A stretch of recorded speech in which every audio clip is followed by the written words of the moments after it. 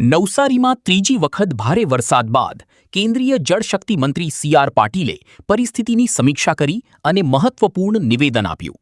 જાણો શું કહ્યું અને સરકારની શું તૈયારી છે, આવો સાંભળીએ. મિત્રો, ગુજરાતની અંદર વિશેષ કરીને નવસારી જિલ્લામાં ત્રીજી વાર 15 દિવસની અંદર આ પૂરની સ્થિતિ સર્જાઈ છે. પહેલા પૂરમાં અને બીજા પૂરમાં જે અનુભવો હતા એના આધારે જે અગમચેતીના પગલાં લેવામાં આવ્યા એના કારણે આશ્ચર્યજનક રીતે એક પણ રેસ્ક્યુ માટેનો ફોન કલેક્ટર કચેરીએ, કલેક્ટરશ્રીને કે મ્યુનિસિપલ કમિશનર કોઈને આવ્યો નથી.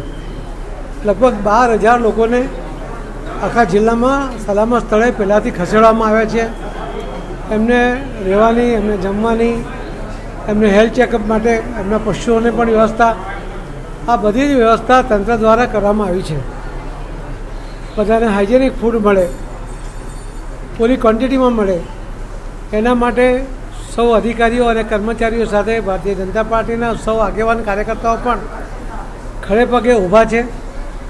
હું વિશેષ આભાર માનીશ સૌ NGOનો, અલગ અલગ દાતાઓનો, કે એમણે પણ પોતાના થકી જે કંઈ થઈ શકતું હતું, ફૂડ પેકેટ બનાવ્યા હશે, વાસણની કીટ આપી હશે, બ્લેન્કેટ આપ્યા હશે, કે જ્યાં જ્યાં એમનાથી જે કંઈ થઈ શક્યું એ બધું જે કર્યું છે એના કારણે તંત્રને પણ રાહત થઈ છે, લોકોને પણ રાહત થઈ છે.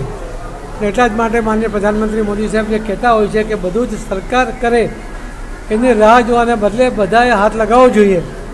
અને એનું જીવંત ઉદાહરણ આપણને આ નવસારીના 3 જે પૂરની સ્થિતિ થઈ એમાં આપણને પોઝિટિવલી જોવા મળ્યા છે. દક્ષિણ ગુજરાત અને ગુજરાત એની આ વિશેષતા પણ રહી છે કે કોઈની મદદની રાહ જોયા વગર લોકો જ એકબીજાની મદદે આવી જતા હોય છે અને એના કારણે જેમને અસરગ્રસ્ત લોકોને યોગ્ય મદદ પણ મળી જતી હોય છે. ફરીથી ઇલેક્ટ્રોનિક અને પ્રિન્ટ મીડિયાને પણ હું અભિનંદન આપીશ કે એમના કારણે લોકોને જાગૃત કરવા માટે, એમને સજાગ કરવા માટે જે ભૂમિકા હવે બધાએ ભજવી છે એના કારણે પણ લોકો જલ્દી સજાગ થયા છે, जागरूक થયા છે. એના કારણે બચાવ કામગીરી પણ સરળતાથી થઈ છે. ફરી ऐसे ही अन्य खबरों के लिए चैनल को सब्सक्राइब कीजिए.